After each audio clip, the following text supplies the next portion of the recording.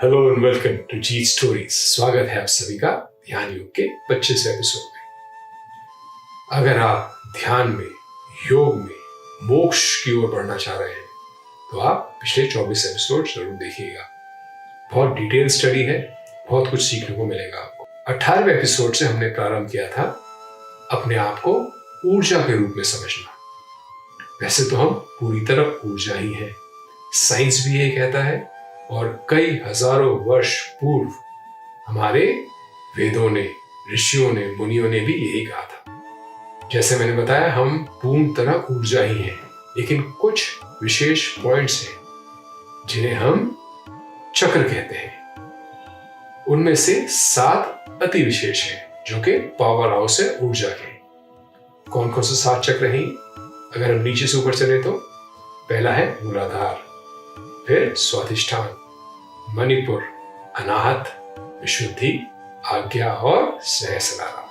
ये 7 अति विशेष चक्र हैं। इनमें से पहले 3 को हम समझ चुके हैं और उन्हें जागृत कैसे किया जाए बैलेंस तरीके से, सही तरीके से वो देख चुके हैं। हर चक्र पे हम 2 एपिसोड कर रहे हैं। आज अनाहत है, 4th चक्र। इस पे भी 2 एपिसोड रहेंगे। पहले में हम अनाहत के बारे में समझेंगे, ये चक्र विशेष क्यों है, और दूसरे एपिसोड में हम इसको जागृत करेंगे, सही तरीके से, बैलेंस तरीके से इसको जागृत करेंगे। तो चलिए शुभ आरंभ करते हैं आज का एपिसोड। अनाहत चक्र को हार्ट चक्र भी कहा जाता है। अनाहत का अर्थ हुआ अनस्ट्रक साउंड, यानी कि बिना चोट की ध्वनि। जब भी कोई ध्वनि उत्पन्न होती है तो उसमें कहीं ना कहीं कोई चोट होती है, लेकिन जो बिना चोट की ध्वनि होती है उसे अनाहत कहा जाता है।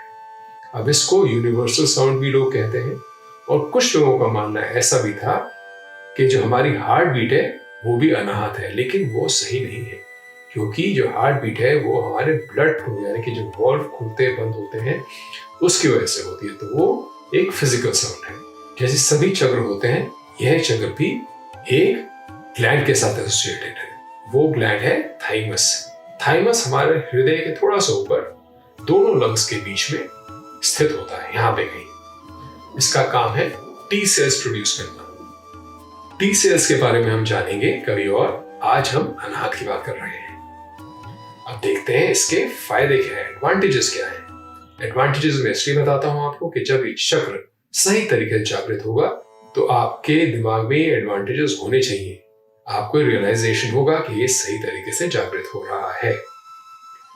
तो सबसे पहला एडवांटेज है इसका, आप सभी को ईश्वर का प्रतिबिंब, ब्रह्म, परमात्मा का रूप मानने लगते हो। आपके हृदय में अपने लिए और बाकी सभी के लिए स्नेह और करुणा, यानी कि लव एंड कंपैशन जागृत होता है। पहली चीज, पहला सबसे बड़ा फायदा तो यही है। दूसरा, इसको कल्प वृक्ष माना जाता है, यानी कि आपकी इच्छाओं की पूर्ति करता है ये चक्र। तीसरा, भगवान शिव की भांति आप अपने निर्माण और विनाश का मूल कारण बन जाते हो, इसीलिए ये अति विशेष है। हर चक्र की तरह इस चक्र में भी आपको, जैसे मैंने पहले बताया था, जब भी आप अपने चक्र जागृत करोगे आपको छोटी छोटी चीजों पे इरिटेशन होने लगती है। जब भी कोई गलत कुछ हो रहा होता है उसमें आप इरिटेट होते हो, गुस्सा आता है। उस गुस्से को पूरी तरह कंट्रोल रखना है, परमात्मा पे संपूर्ण भरोसा करके। अगर आप उस गुस्से को कंट्रोल नहीं कर पाए तो यही चक्र जो आपको मोक्ष की ओर लेके जा सकते हैं, अगर आपने उस गुस्से को कंट्रोल नहीं करा, परमात्मा पे पूर्णतः भरोसा नहीं करा, तो वही आपको नीचे, बिल्कुल नीचे भी धकेल सकते हैं। बहुत इंपॉर्टेंट पॉइंट है, इसका हमेशा ध्यान रखिएगा। चौथा है, ये इंद्रियों पर काबू पाने में आपकी मदद करता है। सभी ग्रंथों में, हमारे भगवद गीता में भी ये लिखा है कि असीम अमृत का द्वार है। अगर आपने अपनी इंद्रियों पर काबू पा लिया तो आप कुछ भी पा सकते हो, आप मोक्ष तक हासिल कर सकते हो। और 5वां पॉइंट है, यह कि रोग प्रतिशोधक क्षमता बढ़ाता है, यानी कि आपकी इम्यूनिटी को इंक्रीज करता है। ये थे इसके 5 विशेष फायदे। अब समझते हैं देखने में कैसा लगता है, लेकिन हर बार जैसे मैं बताता हूं, इस शेप के साथ आपको आसक्ति नहीं रखनी है। आप बस एक बार देखो, समझो। दिखाता मैं इसलिए हूं कि कभी आपको ऐसा डिस्कशन में हो जहां पे आप चक्रों का डिस्कशन हो रहा हो, आप देखो तो आप समझ जाओ कि कौन से चक्र की बात हो रही है, बस। और इसका कोई महत्व नहीं है। जैसा आपके स्क्रीन पे दिख रहा है, देखने में कुछ ऐसा लगता है। एक संयोजन है ये, 12 कमल की पंखुड़ियां हैं इसकी, और सभी का एक अक्षर है। ये सभी सिंदूरी यानी सैफरन रंग की होती है। इसके शेप के बारे में इतना जानना काफी है। अब समझते हैं दो अति विशेष पॉइंट्स। पहला इसका लोकेशन और दूसरा इसका बीज मंत्र। लोकेशन जैसे मैंने पहले बताया था, इसको हार्ट चक्र कहा जाता है, हृदय चक्र कहा जाता है इसको, और इसकी लोकेशन हार्ट के चारों ओर ही होती है। ये सातों चक्र के मध्य में होता है, यानी कि 3 चक्र नीचे और 3 चक्र ऊपर। 3 चक्र हम नीचे वाले जागृत कर चुके हैं, और अनाहत के ऊपर 3 चक्र कौन से हैं? विशुद्धि, आज्ञा और सहस्रारा। तो ये एक तरह से इंटरसेक्शन पॉइंट है नीचे वाले 3 और ऊपर वाले 3 चक्रों का, इसलिए ये अति विशेष है। जागृत इसको सही तरीके से करना है, पहली चीज। और दूसरा, अगर आपको किसी भी चीज पे इरिटेशन होती है, गुस्सा आता है, तो उसको पूर्णतः कंट्रोल में करना है और परमात्मा पे पूरा भरोसा करना है। ये चीजें हमेशा ध्यान रखें। दूसरी चीज है इसका बीज मंत्र। इसका बीज मंत्र है यम।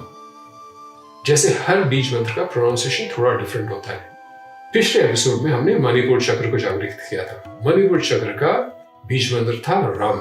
अब उसको हमने कैसे प्रोनाउंस किया था? अपनी नाभि को अंदर की तरफ पुश करके उस ध्वनि को निकालना था। आपको फिर दिखाता हूं एक बार। रम।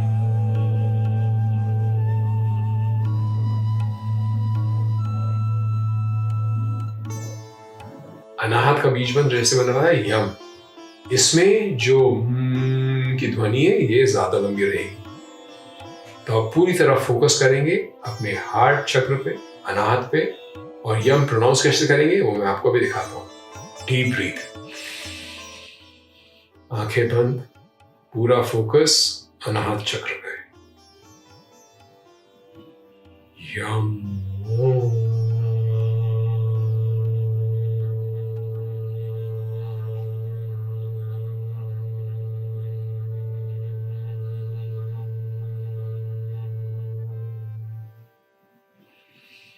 ध्यान दीजिए, य छोटा था और म फोर्स के साथ ऐसे बोलना है जितना लंबा बोल सके, और फिर ग्रेजुअली उसको साइलेंस करना है। फिर से एक बार करके दिखाता हूं। सांस अंदर, फोकस हार्ट चक्र पे, यम।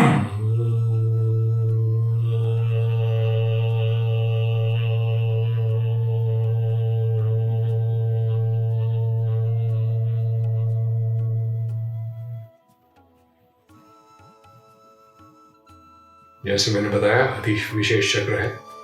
2 चीजों का ध्यान रखिएगा इसको जागृत करते वक्त। गुस्सा नहीं आना चाहिए, गुस्सा पूर्णतः कंट्रोल पर रखिएगा, परमात्मा में पूरा भरोसा रखिएगा। नेक्स्ट फ्राइडे हम इसको जागृत करेंगे सही तरीके से। उससे पहले जैसे हमने लास्ट चक्र में किया था, हम 10 स्ट्रोक्स लगाएंगे कपालभाति के। साथ में लिंक दे रहा हूं, जिसने नहीं देखा तो जरूर देखें, कपालभाति प्रैक्टिस करें। शुरुआत हम कपालभाति के 10 स्ट्रोक से करेंगे और फिर इसका बीज मंत्र बोलेंगे। अति विशेष एपिसोड होगा, मिस मत करिएगा। मिलते हैं नेक्स्ट एपिसोड में नेक्स्ट फ्राइडे। जय हो, नमस्कार, टिल मीट अगेन।